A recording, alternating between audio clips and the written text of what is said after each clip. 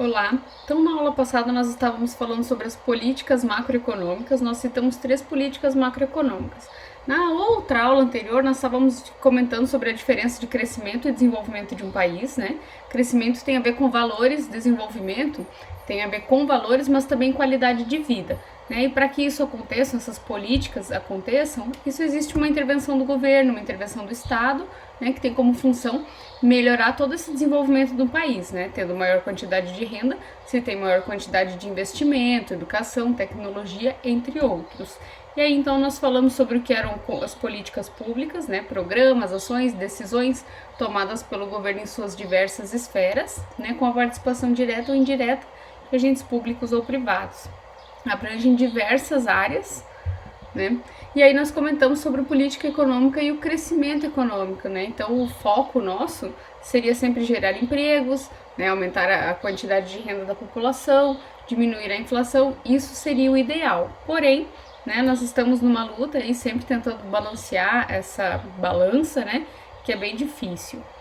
E aí nós comentamos sobre as 3 primeiras principais políticas, que eram a fiscal, monetária e cambial. E agora nós vamos comentar sobre outras. Então a fiscal, nós vimos que ela tem controle do quanto que o governo arrecada, quanto que ele gasta. E a monetária, ela vai estipular a quantidade de dinheiro que vai estar na economia. E a cambial, né, sobre quanto vale nossa taxa de câmbio, né, quanto que o nosso dinheiro é valorizado ou desvalorizado. Então nós comentamos que a política fiscal, ela pode estar em déficit ou superávit, né? Essa nossa balança vai estar em superávit se o governo estiver gastando menos, né, do que ele está arrecadando. Então está, entre aspas, sobrando dinheiro, né? Quando a gente sobra dinheiro, ele consegue investir em outras coisas e melhorar a qualidade de vida da população. Agora, né, se os seus gastos estiverem muito altos e o tributo que ele estiver arrecadando tiver pouco, essa conta não vai fechar. E para isso nós já falamos até em dívida pública, né? Muitas vezes que o governo pegou dinheiro emprestado, essa dívida que hoje se não me engano, 80% do valor do nosso PIB. Política fiscal, então, né, ela vai se dar através de tributos, né, que são os impostos, as taxas e as contribuições que a população vai pagar, né, todo esse dinheiro que vai ser arrecadado, ele vai ser, e possíveis privatizações também, né, todo esse dinheiro que vai ser arrecadado vai ser aplicado aí nas diversas esferas, né, então aqui ele pode colocar na saúde, na previdência social, né, em cargos especiais, e aí assim por diante, né, trabalho, assistência social, médica, entre outros, né? É o gasto que o governo vai ter, né, com as instituições públicas, com seus funcionários. Isso é monitorado, né, pelo Tribunal de Contas da União, tem que ser apresentado um ano antes, né, para ser aprovado. Já a política monetária, nós comentamos até sobre a famosa taxa Selic, né, que está se falando tanto. Essas taxas de juros que são aplicadas pelo governo, né, então elas vão fazer com que as pessoas coloquem mais dinheiro na economia ou que tirem o dinheiro da economia. Então hoje, como nós estamos com taxa de juros mais baratas, né, nós estamos em uma política expansionista, tentando injetar dinheiro na economia, né, para melhorar aí a qualidade de vida da população. Então aqui, como nós já comentamos, né, tem uma coisa que é boa e tem uma coisa que é ruim, né? Se tiver muito dinheiro na economia, a população estiver comprando bastante, né, vai acontecer da inflação aumentar. Então tem que existir todo um balanceamento, né, para que isso aconteça da maneira correta. Então os instrumentos, né, o depósito compulsório, que eu comentei na aula passada, que quando você deposita uma certa quantia no banco, o banco é obrigado a depositar uma quantia que hoje está em 25%, né, para o Banco Central. Open Market, né, o leilão, ocorre leilão de títulos públicos, os bancos podem comprar, a população pode comprar, né, a taxa Selic hoje em 2%, né, que já foi muito alta, então hoje está muito barato para pegar dinheiro emprestado e isso estimula pessoas a abrirem empresas, né, então se fala tanto hoje de reforma tributária, reformas, né, para tentar regularizar essa quantidade de arrecadação, né, e quanto que as pessoas devem pagar de impostos. Redesconto bancário, né? Então no final do dia aquele socorro que os bancos pedem para a população ou para outros bancos, né, emitindo os CDBs, os CDIs. Política cambial, então nós comentamos, né, que hoje nós temos aí um câmbio é sujo, né, que tem intervenção do Estado, porque ele não consegue se alimentar sozinho, né? Então, quanto mais saem dólares, né, mais dólares no mercado. Aqui no nosso Brasil, o dólar vai cair, o governo, o Banco Central, né, o Bacen, ele vai atuar comprando ou vendendo dólares, tentando regular essa taxa de câmbio. Então, ela é um câmbio de flutuação suja, né, não é um câmbio fixo, que isso nunca iria conseguir, né, manter-se, o governo iria gastar muito dinheiro. E aí nós temos, então, o efeito da valorização, da desvalorização, né? Se você olhar hoje ontem, inclusive eu estava olhando no noticiário, né, falando sobre agroindústria, sobre a venda da soja, né, que o valor da saca de soja está bem alto, porém isso implica também em algumas coisas ruins, né? A gente foca às vezes só na venda, mas também tem que lembrar que vai existir a importação de alguns insumos, né, que nós não produzimos. E aí nós paramos na política de rendas, né? Então a política de rendas, ela vai restringir quanto que podem custar determinados produtos, né? Quanto que é o salário da população. Imagina que se essa política de rendas ela não existisse, né? Se não existisse essa interferência do governo no preço do salário praticado pelo mercado, imagina se você tivesse uma empresa, quanto que você ia querer pagar para os seus funcionários, né? Então nós iríamos ter mão de obra com custo aí muito baixo, né? Os empregados com certeza e não iriam querer pagar grandes salários, não que isso não aconteça hoje, né? Porém, se tem uma regulamentação, então na CLT, que seria o salário mínimo, né? Que é o mínimo, vai depender até do contrato desse empregador, né? Mas se ele estiver lá enquadrado no CLT, ele tem regras a cumprir, né, tributos a pagar por cada funcionário que ele tem. Então essa política de rendas, ela vem para regulamentar e restringir a produção e a comercialização de produtos. Se eu criar um produto X, né, existe até um tanto que eu posso cobrar nesse produto. Eu não posso criar um preço aleatório e jogar ele no mercado, né? Isso tudo é regulamentado pelo governo. Uso de fatores de produção e valores mínimos e máximos de pagamento. Então depois nós vamos comentar até que na agricultura existe uma política de renda, né, só voltada para a agricultura, uma política setorial, que é uma política de regulamentação de preços mínimos e máximos, que o governo até garante, né, a compra desse produto em um preço mínimo para que esse produtor não seja lesado, né, por uma baixa de preços, por exemplo. E aí, então o governo consegue interferir nesses preços dos produtos e também dos salários praticados pelo mercado, né? Então imagina, né, se ele não conseguisse intervir nesses salários, né? Isso é uma forma do governo impedir o livre funcionamento, né? E aí e esse tipo de tabelamento também auxilia no controle da inflação, né? Se tiver muito dinheiro, o governo vai acontecer uma procura, né, uma demanda muito grande por produtos e essa inflação vai subir.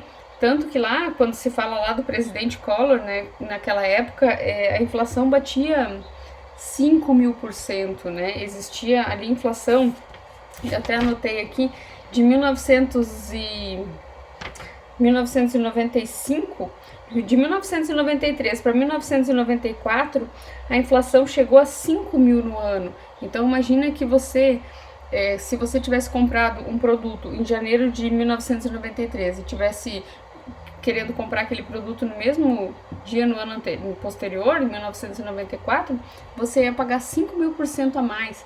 Então a inflação ela estava muito descontrolada.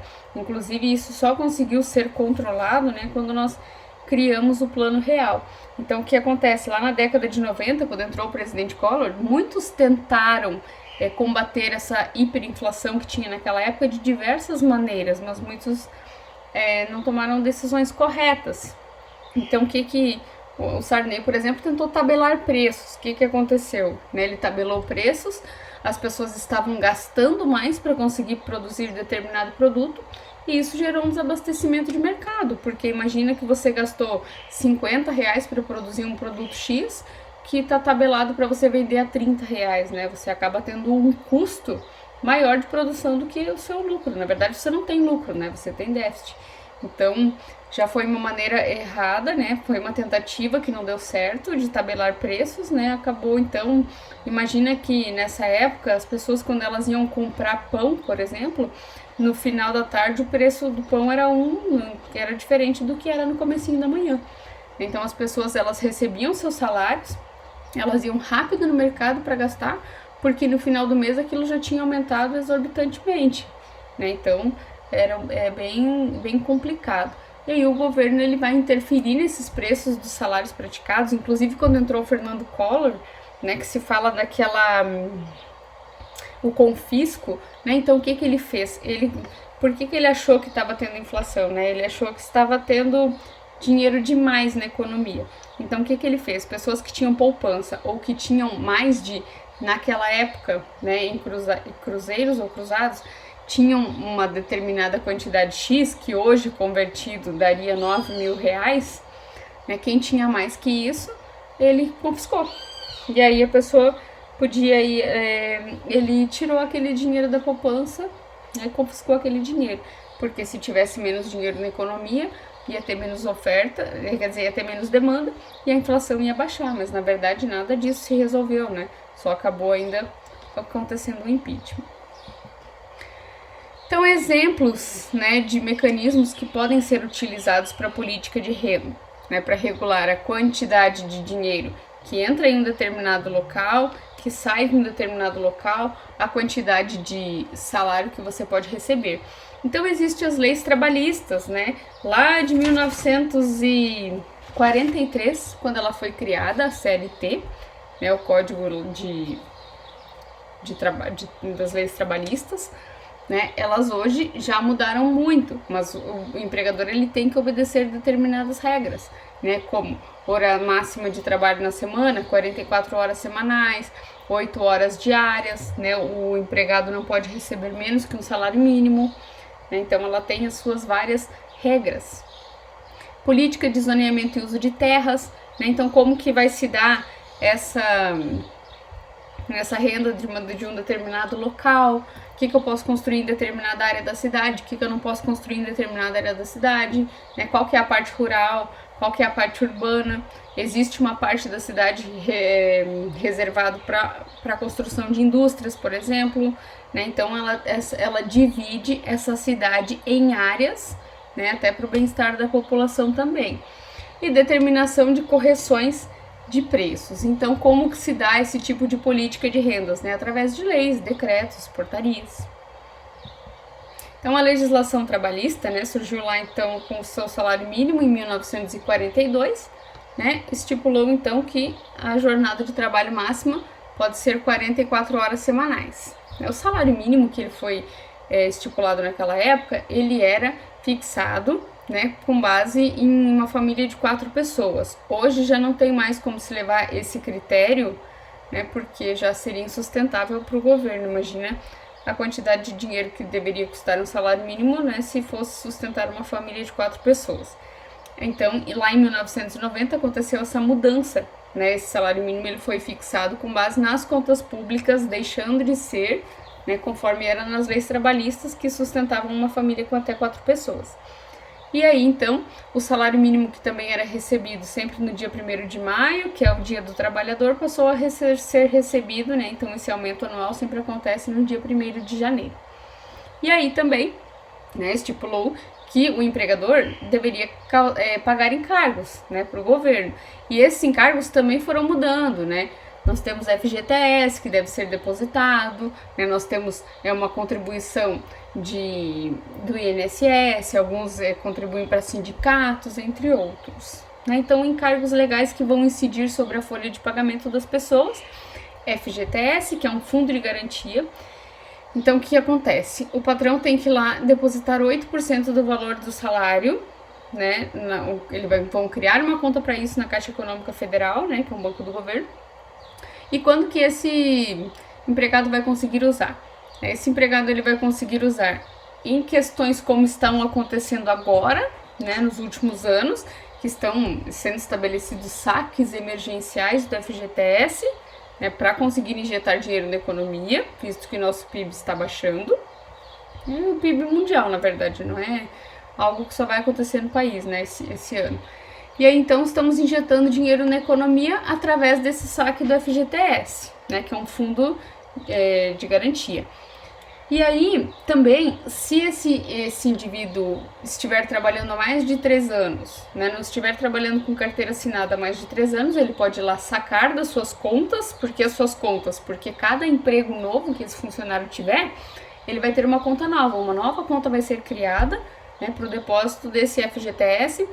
Nos aplicativos da Caixa Econômica Federal, você consegue visualizar os extratos dessas contas, quantas contas tem. Se esse indivíduo for mandado embora por justa causa, ele não consegue acessar esse valor, a não ser que ele tenha feito algum acordo, né, com esse ex-empregador.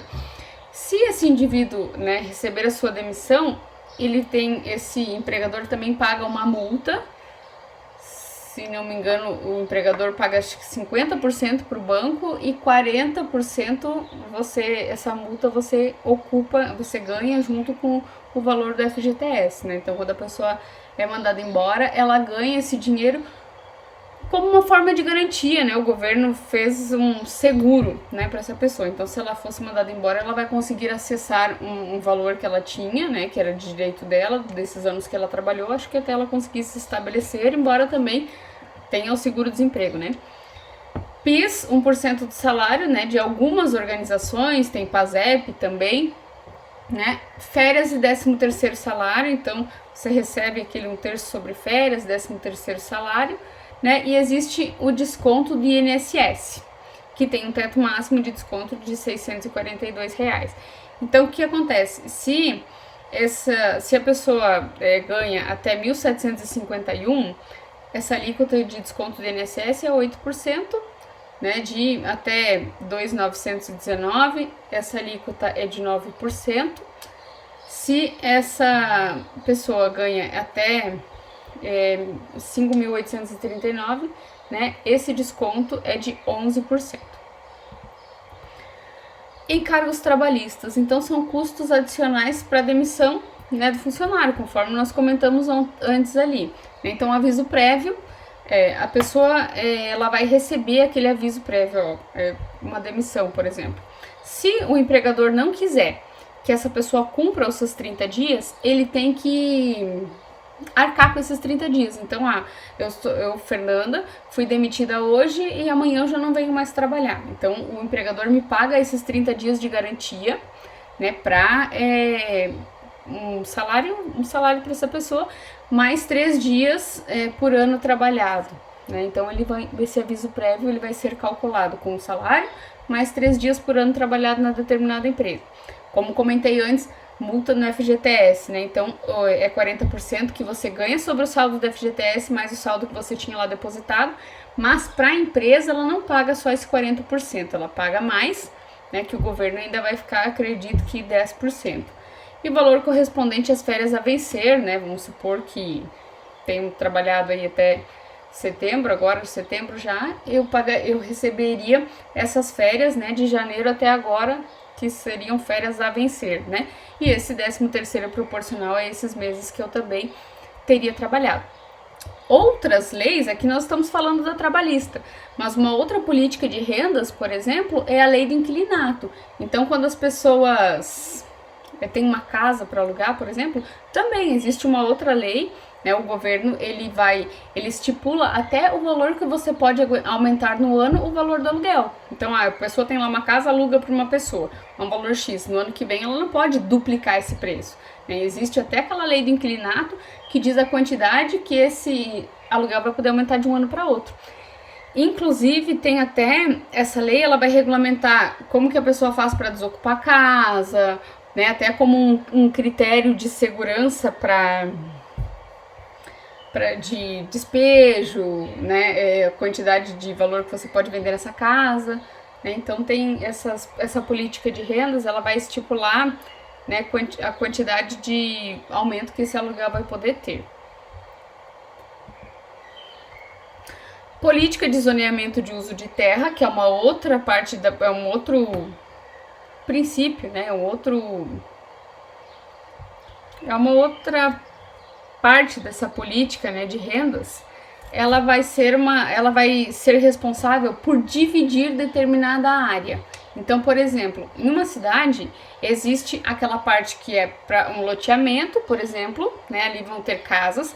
Dentro desse loteamento você pode ter diversas áreas, mas a cidade ela é dividida em áreas, né? Vai ter uma área focada para indústria, vai ter uma área focada para construção civil, né, casas, vai ter uma área focada para cada coisa. Tem determinadas partes da cidade, você tem que olhar lá o plano da cidade, que você não pode construir casas até uma altura X, né? Então, se você vai comprar um terreno, por exemplo, precisa ver o plano do município, né? Porque vai que a minha intenção é comprar um terreno no local X da cidade porque eu quero construir um comércio qualquer.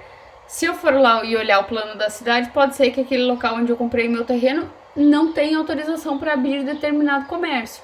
Então, nesse plano da cidade, você consegue saber, né, a quantidade de distância que você tem que ter da sua construção até a calçada, né, acesso na calçada, aonde que podem ter essas faixas de acesso, né, faixas de serviço, por exemplo, o restaurante pode colocar quantas mesas na calçada, em que local da calçada que ele pode colocar. Então tem uma legislação que diz tudo isso, né, até a quantidade de altura de prédio. Se você quiser construir um prédio, você ainda tem que pagar uma taxa mais alta, que é chamada outorga honorosa.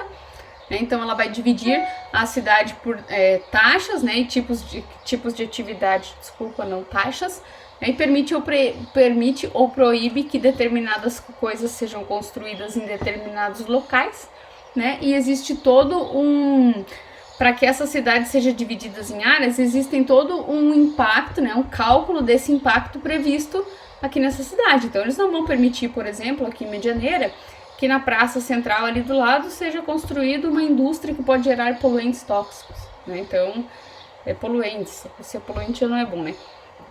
Eles não vão permitir eles vão permitir que essa indústria seja um pouco mais afastada, né? Então ela vai regulamentar exatamente isso.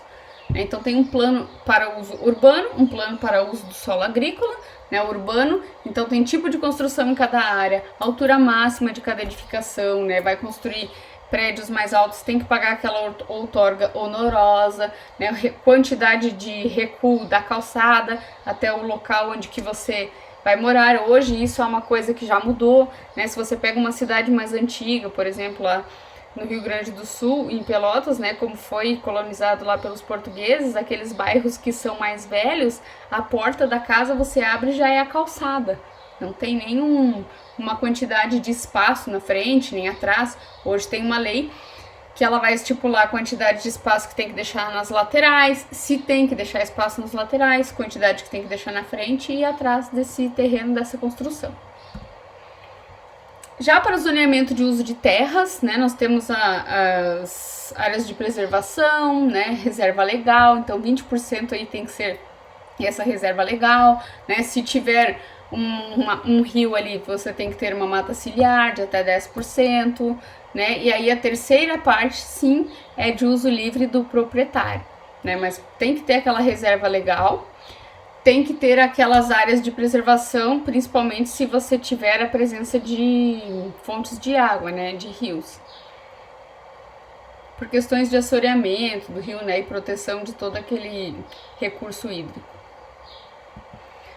E temos uma política comercial também. Essa política comercial, ela pode incentivar vendas ou ela pode desincentivar as vendas, que também muitas vezes tem uma certa importância.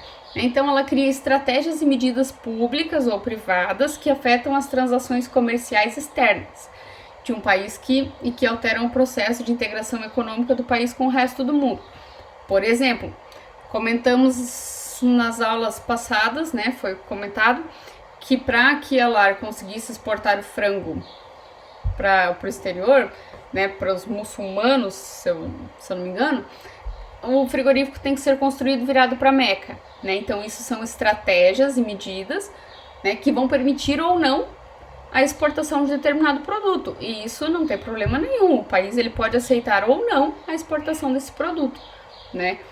Outras coisas que se criam, tributos ou taxas, né, para aumentar a demanda. O Brasil está exportando demais, Vamos dar uma quebrada nisso, porque se exportar demais tem que comprar de outros países. Por exemplo, o que o governo poderia fazer? Aumentar as taxas, né? E aí vai ficar mais caro exportar, ou vai ficar mais caro outros países comprar do Brasil, eles vão comprar de outras pessoas, né? Então você consegue regular isso, né? Quanto que está entrando, quanto que está saindo, né? De importação, exportação, o que isso está implicando na economia local. Então o governo ele pode conseguir moldar essas políticas, né? Então ele cria estratégias, essas medidas, né? E vai estimular a importação ou exportação. Lá na pasta do RA de vocês eu coloquei inclusive um vídeo que mostra esse gráfico dividido em setores. Então tem tem vários setores ali que exportam, né? E a quantidade que cada um define no ano de determinados anos, de 1990, acredito, até 2019, quem que é responsável pela maior quantidade de exportação, inclusive ano passado, sendo a soja a principal fonte aí de entrada de dólares, então. E aí, primeiro, então, nós temos aí o Brasil como primeiro produtor mundial de café, açúcar e laranja, né, produtor de carne, de cana e açúcar, líder na exportação de açúcar e etanol, né, primeiro exportador mundial de carne bovina e de aves, segundo produtor mundial de soja. E aí nós vamos ver lá naquele gráfico, inclusive, que em 2019 a soja foi o principal meio de exportação, né, principal receita em dólar do país.